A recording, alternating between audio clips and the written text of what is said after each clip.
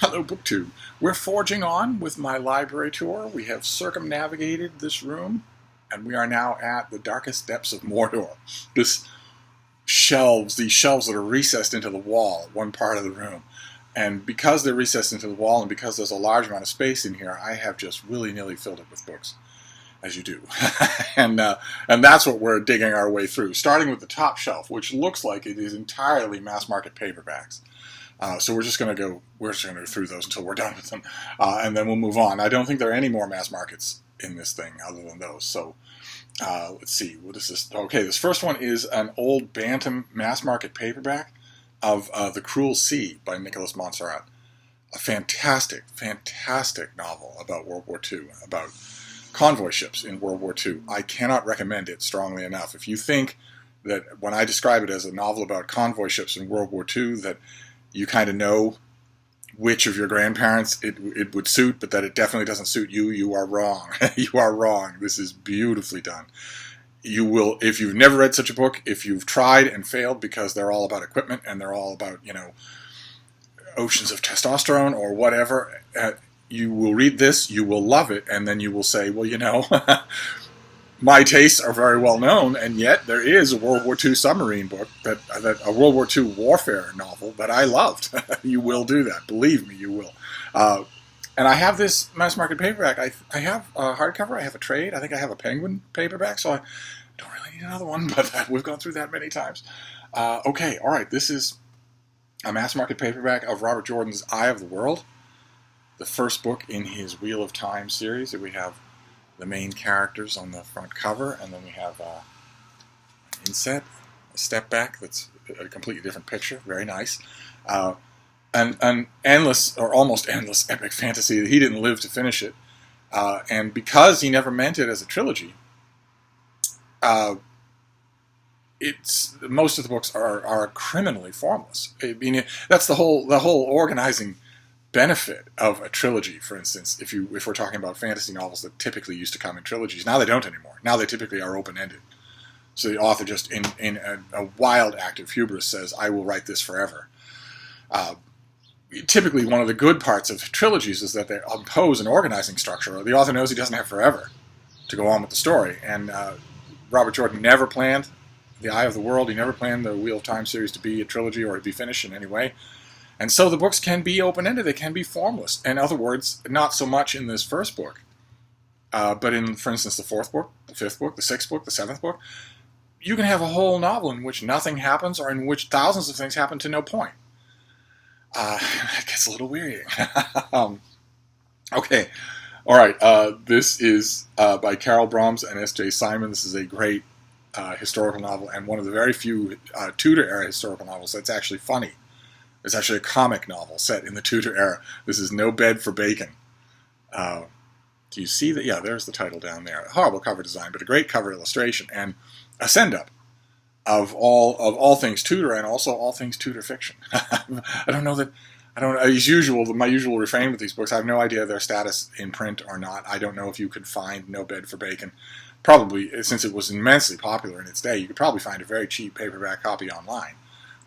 But if you like Tudor fiction, Tudor historical fiction, and you've read, all the usual suspects out in the world in the 21st century, and you wonder what more you should read, well, there's a list of serious Tudor fiction from the 20th century that you should read. But there's also No Bed for Bacon, which is decidedly not serious and still should be on that list. Then we have The Code of the Woosters by P.G. Wodehouse in this old mass market paperback. This is from Vintage. This is I don't think Vintage did any or many P.G. Wodehouse Jeeves books in this format. There's a great J.C. Leyendecker cover. J.C. Leyendecker was a men's fashion illustrator. Fascinating figure. And his artwork is incredible, and somebody at Vintage just had the sense to see this ad and realize, okay, that's Jeeves and Wooster. And the thing I like about the cover, I think the reason why I've kept this, when I have it in many other forms, is that I like adaptations, visual realizations of Jeeves and Wooster that underscore that Bertie Wooster is very young. He's very young. Don't get me wrong, I absolutely love the Hugh Laurie and Stephen Fry BBC adaptation of Jeeves and Wooster. I think they're fantastic. But Hugh Laurie was too old in that series, and he was helped along in looking even older than he was by a 10-pack-a-day tobacco addict. So I'd rather have P.G. Wodehouse as a kid, basically a kid, someone who's just gotten out of college. As long as it's not Timothée Chalamet, I'll be fine.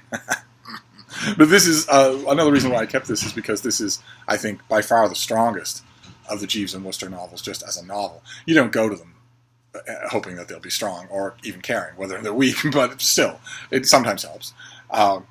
Okay, this is a British import. This is David Wishart. This is Germanicus. This is a Marcus Corvinus murder mystery. Marcus Corvinus is a classic Dashiell Hammett style, down on his luck gumshoe in ancient Rome, who talks that way. The lingo there is entirely anachronistic. None of this is filled with any of the thee and thou heaviness of the usual language of historical fiction. Instead, these are just a rocket to read. And this one deals with Germanicus, with the prince of the Claudian family who died, and there is nothing mysterious about the circumstances of his death. we have it fairly well reported, and it makes sense from beginning to middle to end. But Robert Graves, when he was writing I, Claudius, thought he saw a mass murder in the death of Germanicus. That became extremely famous and was immortalized when it became a BBC production, and that mass murderess, Livia, the emperor's wife, was played by Sheehan Phillips, who did an utterly fantastic job. So, and Wishart can't resist that, so he goes back to this story very much with I, Claudius over one shoulder, looking at him. But the Corvinus books are just great; they're just fantastic. Okay, then we have a little golden book. This is a golden guide to bats of the world. I love these things; just love them. They were steady features of my reading for almost my entire life. They're basic introductions. There's one for almost everything. Bats, animals, birds was the most popular one by far. Back when there were no other guides like that, it was a little thing like this that birders could actually put in their pocket. And these things were handy enough, available enough, and cheap enough so that teachers of school children who wanted to take the kids on a field trip out to the local park could buy a copy for each kid and just give it to them. And many, many kids who had those copies handed to them by those teachers, it became their most precious item. No adult who wasn't related to them had ever given them anything. And all of a sudden they had this wonderful thing. You can lose yourself in a golden guide. And those were in the days when those teachers could take the kids on a field trip unannounced. They didn't have to plan it with the kids' parents. They didn't have to vet it through their kids' parents' lawyers. They just would say, it's a beautiful day. I had a plan for what we're going to do today.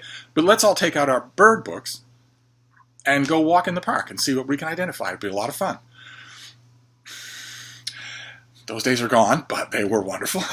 Okay, then we have two copies. This is two copies of the old Penguin, or Pelican, or whatever this is, pocket books. The old pocket books of Lytton Strachey's Elizabethan Essex. A deceptively slim thing, a book about the Elizabethan era, when Essex was her favorite and was de facto ruler of her court.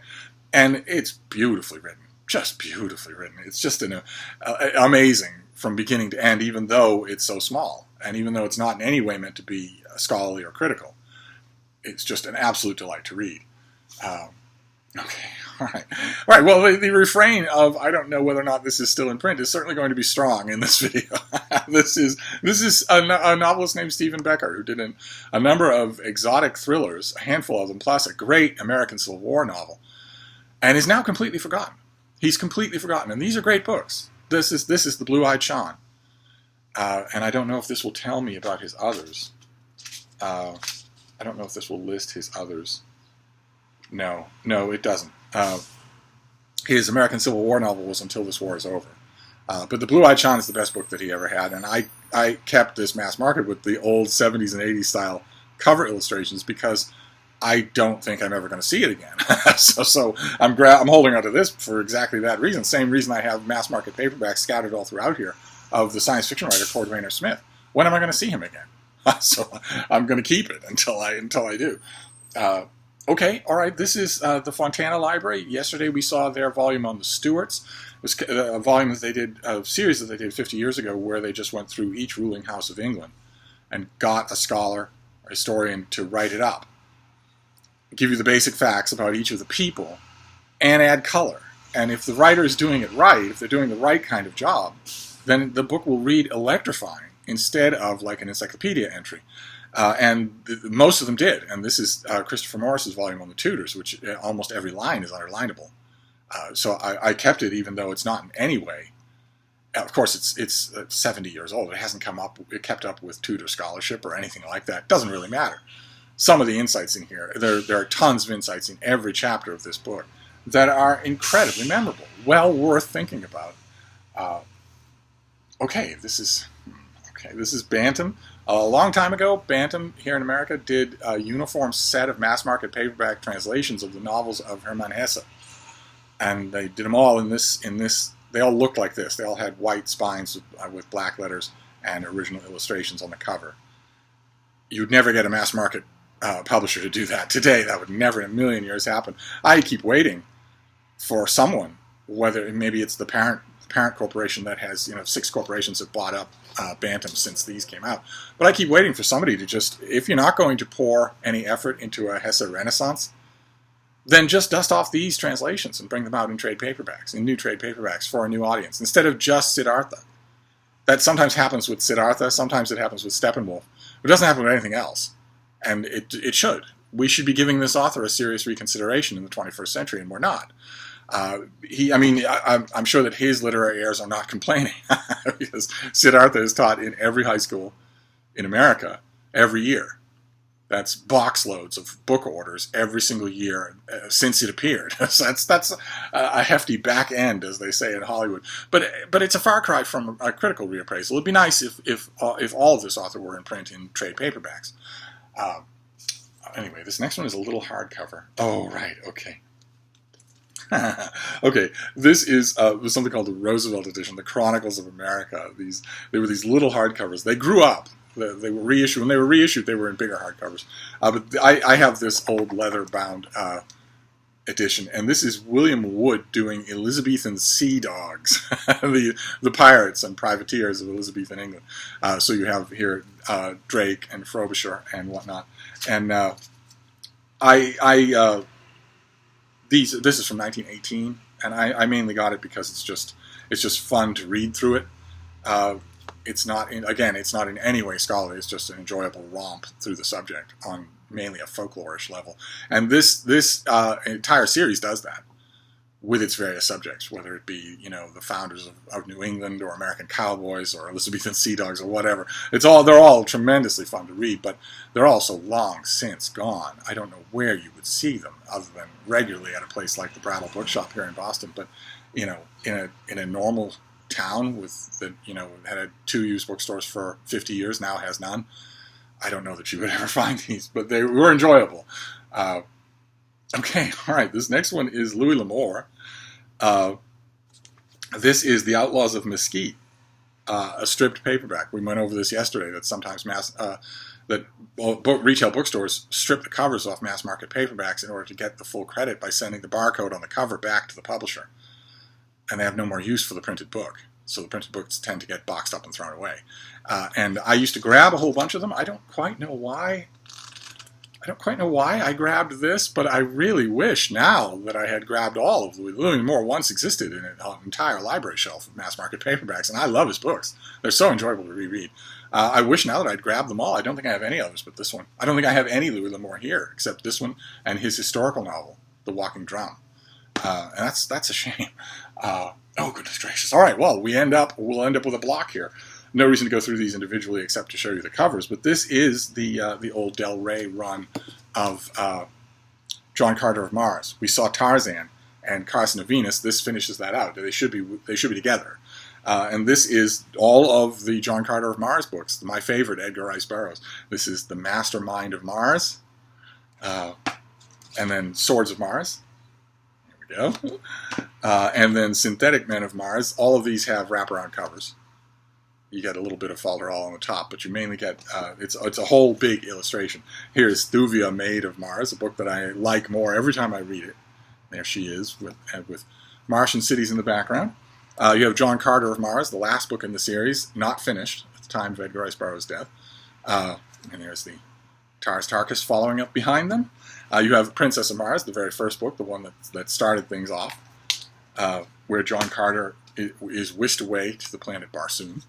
You have A Fighting Man of Mars and Lana of Gothol, and these two also grow in my estimation every time I reread them, because they aren't the superheroic adventures of John Carter, and they aren't Dejah Thoris being kidnapped over and over again, and they aren't anything like that. Instead, they are both, as you can tell on the cover, they are both just epic swashbuckling adventures of sword-wielding young bravos. Burroughs constructed his fantasy version of Mars, as a place where there were such things as firearms. People could carry radium pistols. But the young men of Barsoom, they're immortal. First of all, they only die through violence. They don't die natural deaths. And this creates in them an urge for adventure. And they tend to prefer swords and knives and, gallantry as opposed to radium cannons. And it makes for terrific adventures. These are terrific adventure stories. And that is it. That is our next shelf of the Darkest Depths of Mordor. So that went fairly quickly.